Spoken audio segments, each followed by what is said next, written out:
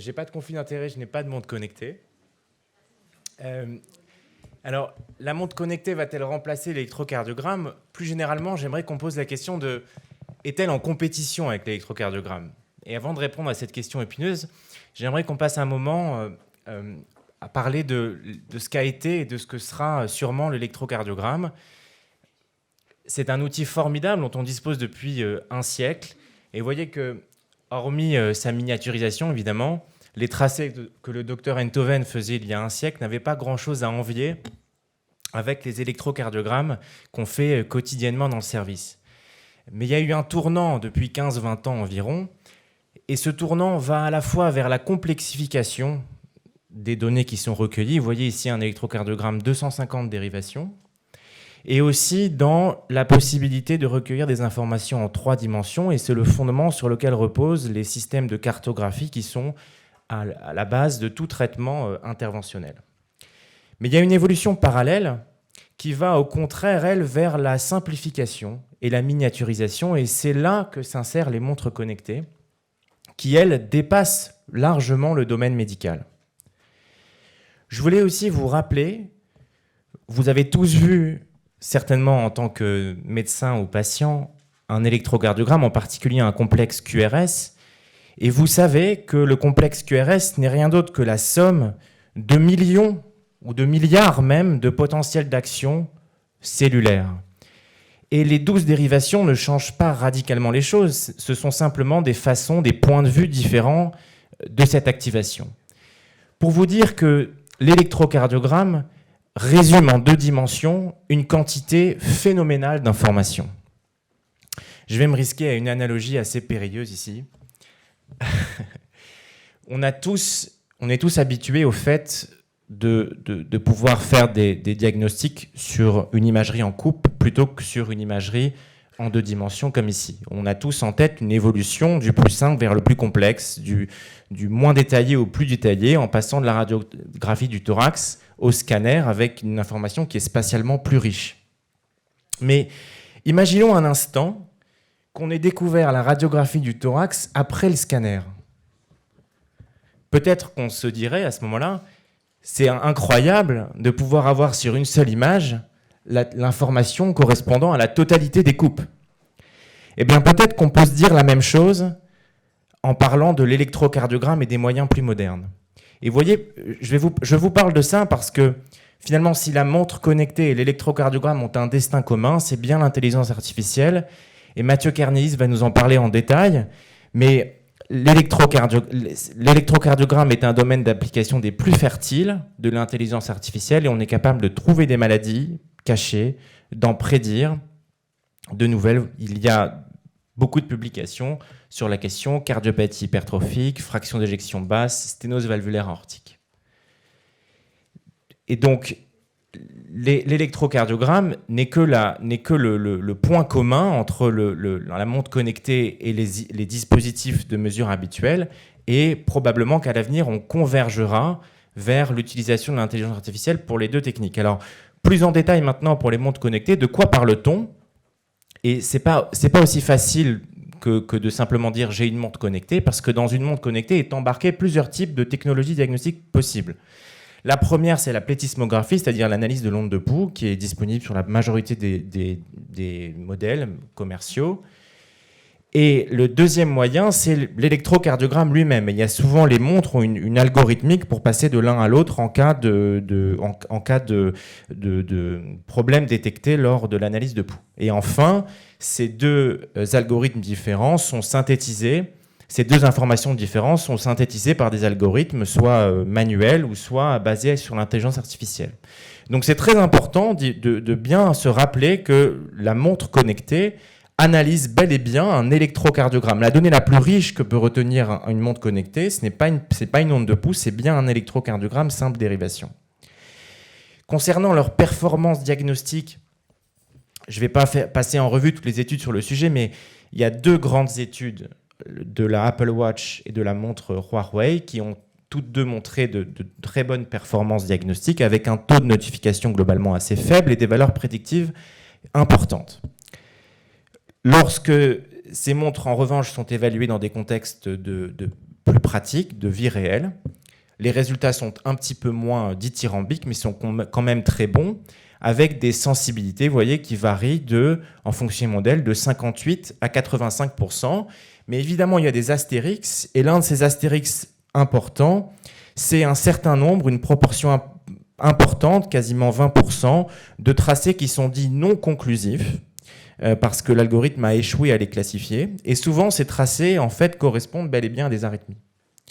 Donc, ça, c'est un élément à prendre en compte. Néanmoins, aucun cardiologue ou rythmologue ne vous dira que les montres connectées ne leur rendent pas service. C'est un outil qui est devenu cliniquement très important. Vous voyez un exemple assez amusant ici d'un patient qui était assez nomade, puisqu'il voyageait beaucoup dans le cadre de son travail, égyptologue.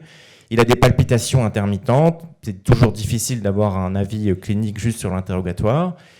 Et c'est la montre connectée qui nous fera le diagnostic de fibrillation atriale et qui permettra d'instaurer un traitement qui peut-être lui sauvera d'un accident vasculaire cérébral. Un autre exemple, un patient chez qui on retrouve une préexcitation, un faisceau accessoire, mais qui ne veut pas d'investigation invasive. On trouve un bon compromis. Il se procure une montre connectée qui enregistre quelques jours après un tracé très inquiétant de fibrillation atriale préexcitée et qui donc l'amènera cette fois-ci à avoir une intervention rapide. Et donc, est-ce qu'aujourd'hui, on est capable d'avoir une convergence de ces deux destins, électrocardiogramme et intelligence artificielle? Oui, avec cette étude très prometteuse en cours de la Mayo Clinic, où les techniques d'intelligence artificielle appliquées à l'électrocardiogramme sont appliquées à la montre. Et vous voyez que sur un plan d'ingénierie, il n'est pas extrêmement complexe de faire réapprendre un réseau de neurones, ce qu'il a déjà appris sur un électrocardiogramme. Donc c'est une étude en cours et bien d'autres suivront. Qu'en est-il de la pratique clinique aujourd'hui? Eh bien finalement les textes officiels ne sont pas si en retard que ça, puisque les montres connectées, en faisant bien attention à ce qu'on parle de l'électrocardiogramme, sont bien validées, non seulement pour le dépistage, mais pour le diagnostic des troubles du rythme. Vous voyez que si on doit retenir un dispositif qui puisse être compatible avec toutes les fréquences de survenue des arythmies, eh bien c'est l'ECG simple dérivation, c'est-à-dire, pour faire simple, la montre connectée. Je vous remercie. Merci, Michael. Est-ce qu'il y a des questions pour Michael Laredo? Avec micro. Pas de questions sans micro. Oui, s'il vous plaît, le son est très fort. Est-ce que vous pouvez baisser un petit peu le son? Oui. Merci. D'accord. La question est simple, la réponse est simple. Très bien. Est-ce qu'il y a une autre question? Avec micro. Là. Est-ce que la montre connectée pourrait effectivement servir d'indicateur pour les problèmes de sommeil, l'apnée ou l'hypopnée, etc. Est-ce que ça pourrait servir finalement à ça? Tout à fait. Je pense que les montres connectées n'ont pas aujourd'hui d'application, en tout cas validée médicalement pour le dépistage de l'apnée du sommeil, mais on peut prendre le pari ensemble et se revoir dans 5 ans, et je suis sûr que ça existera et que ça sera validé. Ah, pour l'apnée du sommeil? Pour les deux. D'accord. Ah bah oui, je ne suis pas tout à fait à jour. Très bien. Bah, vous pouvez vous mettre en relation. Non, moi, on l'a offert dernièrement, il y a pas de semaine. D'accord.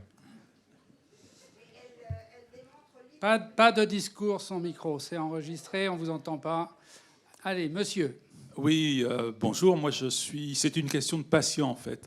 Je trouve que c'est assez fantastique, oui, ces outils connectés. Vous avez donné 2 marques, mais moi mon souci de patient c'est que, comme beaucoup, je vis avec une pension d'invalidité qui est très minime, que ces outils ont un coût très élevé, trop élevé en tout cas pour moi. Est-ce qu'il y a des réflexions sur des prises en charge par la sécurité sociale ou autre, enfin par les institutions de santé, quoi? Alors effectivement, j'ai parlé que dans la diapo précédente, il n'y avait que 2 montres. Dans celle-ci, il y en a plus. Je ne suis pas allé en détail. Il y a des variations de prix qui sont importantes, mais vous avez raison de dire que même les modèles les moins chers, lorsqu'ils sont performants, coûtent quand même au moins quelques centaines d'euros. Et donc, effectivement, avec ces technologies sont validées médicalement, et donc ça va poser un problème de remboursement parce que ça va devenir des outils utiles pas seulement des accessoires ou des gadgets, mais des outils médicalement utiles pour la prise en charge des patients. Je vous avoue que votre question est vraiment pertinente. Je n'ai pas vraiment fait la démarche de me renseigner sur où en était-on de l'évolution de la réglementation sur le sujet, mais je pense que ça peut être tout à fait l'objet d'un... Il y a des réflexions pour des remboursements de type Holter sur les montres connectées. Est-ce qu'il y a d'autres questions? Oui, ici.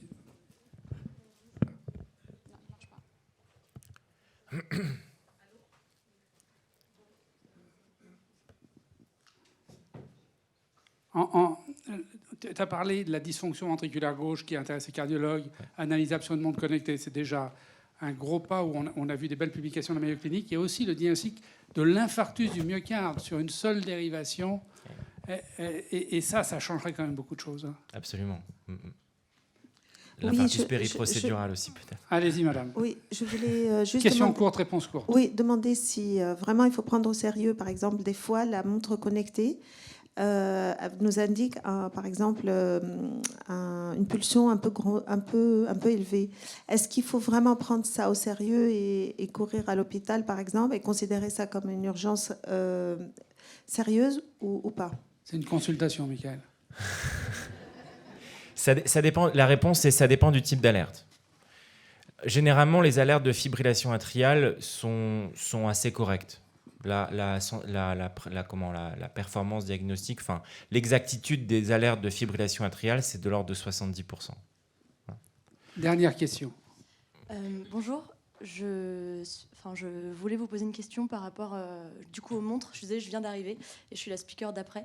Par rapport aux montres connectées, est-ce que vous pensez que pouvoir mesurer le blood pressure monitoring, enfin du coup la pression artérielle, c'est très difficile de le faire aujourd'hui sur les montres. Est-ce que vous pensez que ça a du sens d'un point de vue médical? Bien sûr, je pense que la pression artérielle est un biomarqueur essentiel pour la prévention de toutes les pathologies cardiovasculaires et même en physiologie en général. Donc je pense que c'est un enjeu majeur en effet.